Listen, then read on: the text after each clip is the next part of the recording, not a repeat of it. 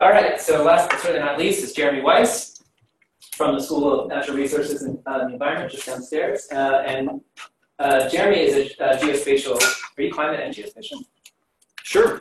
and horticulture. I'm going to go with geospatial extension specialist, which is like thought your child was. And he's been working with more high-value crop growers in Arizona and New Mexico to some extent.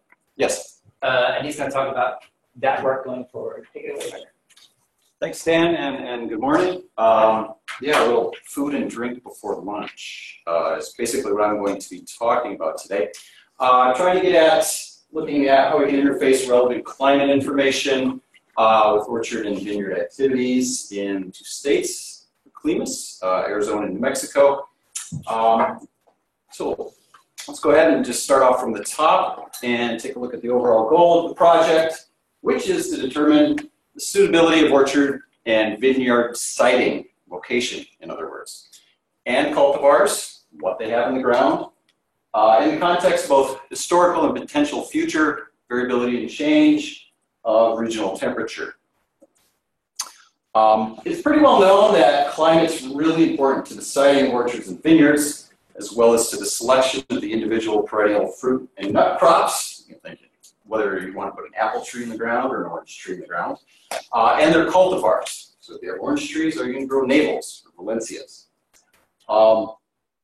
When it comes to climate, temperature is arguably one of the most important, if not the most important variable for a lot of these types of crops. And in the context of temperature, if you're a grower, you're going to be paying attention to quite a few things, including some of these examples we have here, like chill hours, or the amount of time spent below, it's actually between temperature thresholds, and oftentimes this is 45 and 32 degrees Fahrenheit.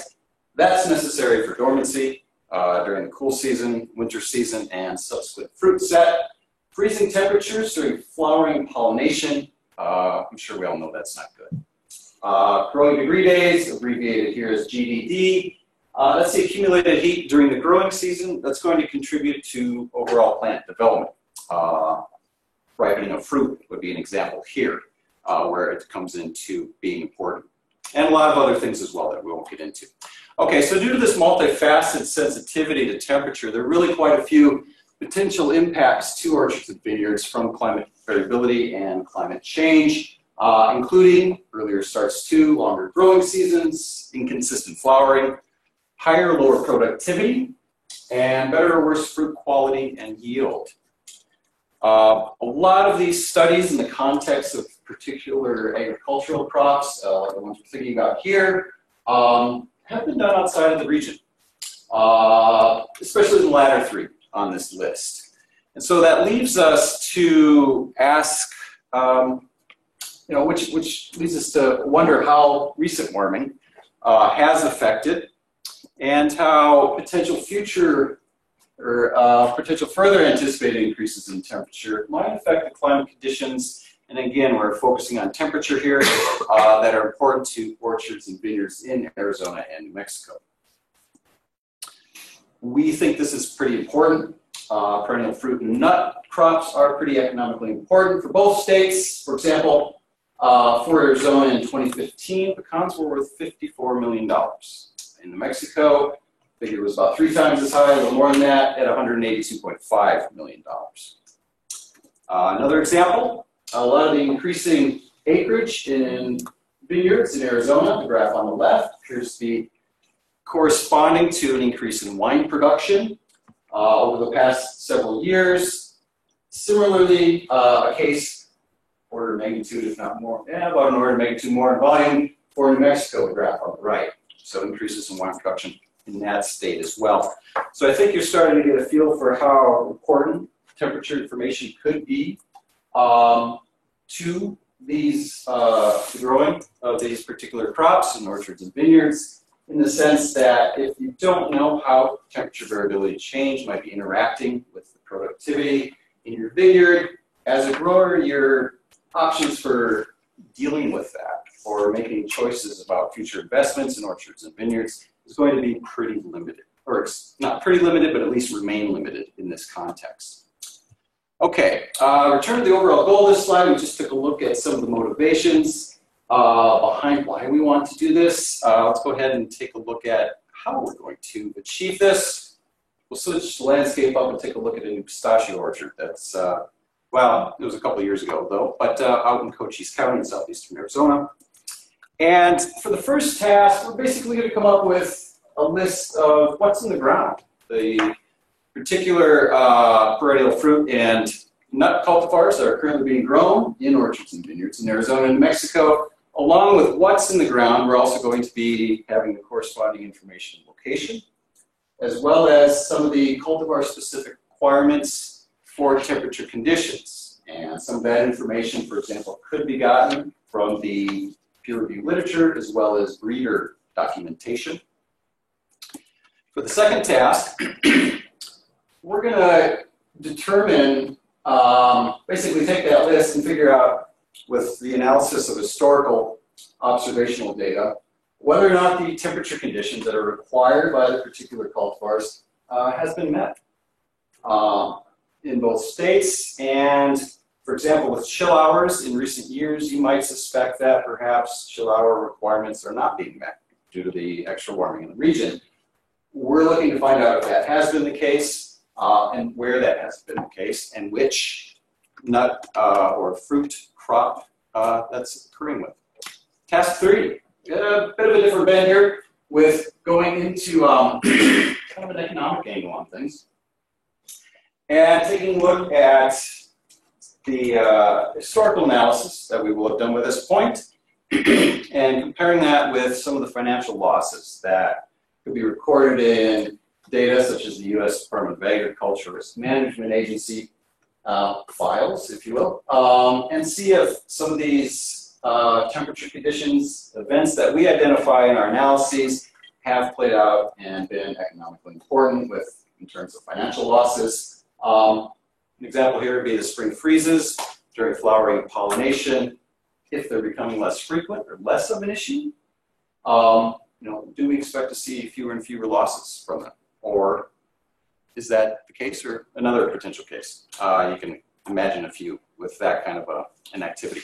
Task 4, we're going to switch from looking at historical analysis to looking at what might be potentially occurring in the future with climate projection data, and basically going through the same exercise we did with the historical and observational data in the sense that we're going to figure out and take a look at how some of these temperature requirements for specific cultivars, are they going to be met in future days? Again, chill hours would be an example there. In addition to figuring out yes or no to that kind of a question, we also want to figure out the location, the spatial aspect of it, in the sense of, okay, where might temperature conditions not be ideal for particular crops that we know to be in the ground right now. Task 5 kind of extends that idea with that analysis of the climate projection data, taking a look at not only where trouble areas might be occurring in the context of what's already in the ground, but also what might be areas that in future years could be favorable or become favorable for specific cultivars of fruit and nut crops. Okay, one more time to the overall goal. We've taken a look at the motivation of the goal, or for the goal, and how we're going to reach it. Let's take a look now at who's on board to help me get this done. Switch from orchard to vineyards. My apologies, I don't yet have a picture of a vineyard in Arizona or New Mexico. That's on my project to-do list, so we'll go with this. I'll give some gas maybe. Yes, we'll go with this substitute for now. All right.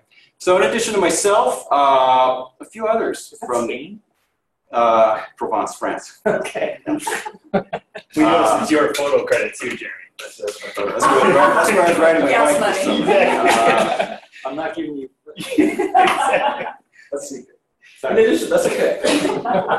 In addition to myself, from the Klimas team, Mike Crimmins, George Friswold are also on board. They're, as you know from earlier talks today within Cooperative Extension here at the U of A. Dave Dubois is going to be our New Mexico's representative from the Klimas team on this project. In terms of partners and stakeholders, New Mexico State Cooperative Extension is going to be involved. We have Richard Garima, who's kind of our orchards person, particularly with pecans, to help us out, as well as we have the viticulture angle, the vineyard angle, rather, from New Mexico State Cooperative Extension on board as well. At the time of proposal writing, that group of people was in flux, as you can see here, especially with the extension specialists. Hopefully Dave over in New Mexico State, if he doesn't mind being put on the spot, can update us there. U of A Cooperative Extension represented in the two areas of the state, rather, where orchards and vineyards are pretty common. Jeff Shalal up in Yavapai County, north central part of the state, as well as Josh Sherman in Cochise County, but more broadly here in southeastern Arizona. We also have a connection with El Rango at the Southwest Climate Hub of the Department of Agriculture to help us collect and disseminate information from the project. All right, we'll end up with a challenge that we're going to face, in addition to anything that a project might entail. When we originally mapped out this project, it was over the span of 3 years. We're going to have to figure out how to wiggle that into just 2 years' time. You're welcome. So thank you, Dan, for no. I said that was fun. Outputs here on the left that I went through, the different tasks. The remaining columns on the right are how we figured we and when we get things done by. Instead of just simply lopping off project here 3 or task number 5 from the project, I'm thinking, and I'd love to discuss this more with the project team, of thinning throughout. And we're going to focus on, perhaps, just the bigger crops. Those that are high in acreage or economic value for the 2 states. And I'm thinking pecans and pistachios are certainly at the top of that list. Vineyards are going to be at the top of that list as well. And kind of play it by ear in terms of how we can squeeze in more. At least with those 3 areas, going through the entire task list to get some nice information, at least again on those bigger crops, if you will. Okay, that's it. Thanks, Jeremy.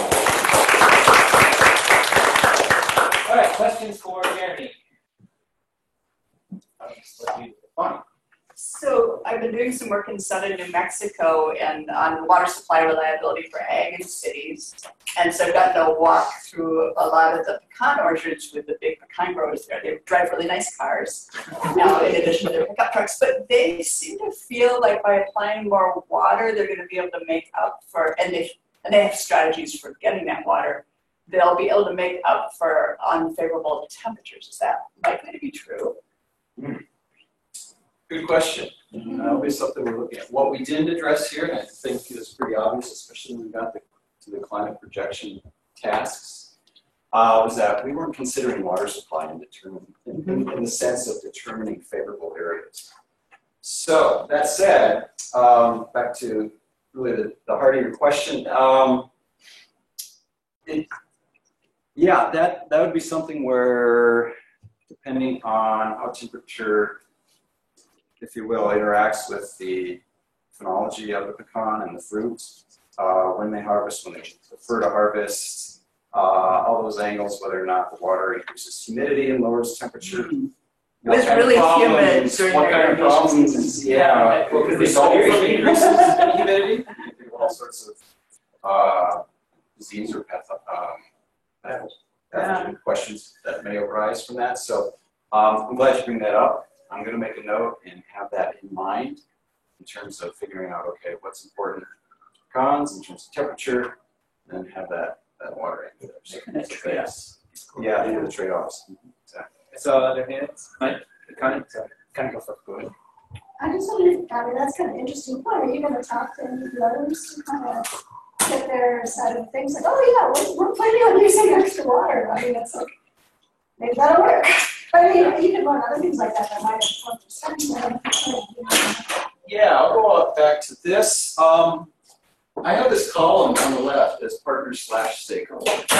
So in addition to helping us find that information, because for example, I know Josh and I know Jeff well in the U of A Cooperative Extension. They're kind of a more direct connection to the growers. So instead of throwing somebody else on top of that from the U of A to interact with the growers, who are pretty busy doing their thing, not perhaps prioritizing talking to U of A people.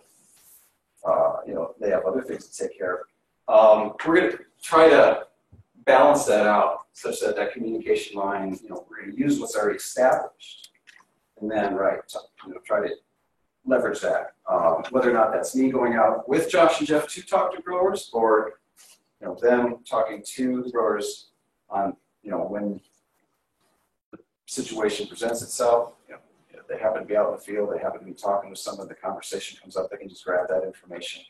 We know about it thereafter. So how that communication chain is going to work, I think we're going to, again, figure it out as we go along. But yes, certainly growers could be part of the information input in terms of their knowledge. There's some of their cultural techniques or adaptations, if you will, in the field. I think we should talk. I'd be happy to help you think that through. Yeah, and then as well as being, okay, so they gave us that input, and then perhaps some of the information we generate then goes back out. Hopefully. Exactly. Great. Yeah. So, Jeremy, do you think, are there data on wine quality? No, I'm serious. Who That's drinks serious. that Like for vintages? I mean, is that something you think we'll be able to? Yes. Wait, so can I clarify the question? I am not making a joke. No, but do you mean the temperature component? Yeah. Like I was thinking of like this, the hot June we had. Like, do you think that'll show up in the? Depends on the phenology of a Okay. particular cultivar, variety, whatever you want to call it. All of those are used. You have to think of it. There's a horrible graphic. I shouldn't show it. Then don't. Okay. Take it away from you. So the vines leaf out, a little bit later they flower, they fruit set, and there's this lag period. Okay. Where it doesn't seem like berries are doing much, but actually the seeds are maturing. Okay. This is the sense in my mind how it works. And then you get Verizon or Verizon. I can't speak French. Verizon? Raisin. That's why we bring Marty Blanche. And that's when the berries are large and they ripen. Okay, so what I'm seeing in the viticulture environment literature is that it's that period 4, 5, 6 weeks prior to harvest, okay, which is key in terms of what temperature is, whether it's above 95 degrees or not. Okay, for example, about in there. That's going to determine a lot of the quality composition issues within the grape, in terms of sugars and acids and all the other extra stuff that goes along with it. In terms of when you're drinking wine, you're thinking, the astringency, the aroma, all that complexity. It's very wine. So this has been a thing that's happened in Northern California. These studies have been done to some extent. Yes. With temperatures. Yeah, specifically no, temperature and, quality. right, and what's happening in that period, right? So that whole roundabout long way I took you there was to let you know that yes, people are writing down Okay. what the grape quality and composition is. Okay. At least at harvest or prior to harvest. And so the idea then is to, in Arizona, at least, and I don't know, I'm sure the case is in New Mexico as well, take that and then, do your correlation studies with temperature. Do you think they'll want to say? I mean, is that like, do they have to say it, or do they want to kind of keep that private, or? I don't know. Yeah. It is not like we're talking about a major wine growing region. they're trying to say they're a market. No, I understand. And they're trying to break in, and so if they're, they'll want to be able to put forward the best quality. Almost all the time. Unless you're tasted it. Marie Blanche? I have to ask this question as the token French person. Who actually drinks Arizona wine? Okay. On that note. If you're gonna be one, you're gonna know who the consumers are, right? I mean, it's in economic studies. It's true. I mean, where is it sold? Let's go with local. It's local. Yeah, in It is Arizona. They've never been there. I don't want to see that. Yeah. Restaurants. I'm losing control. Mauricio? Right. Yeah, thank you for that presentation. As an Argentine, I find that very, very interesting.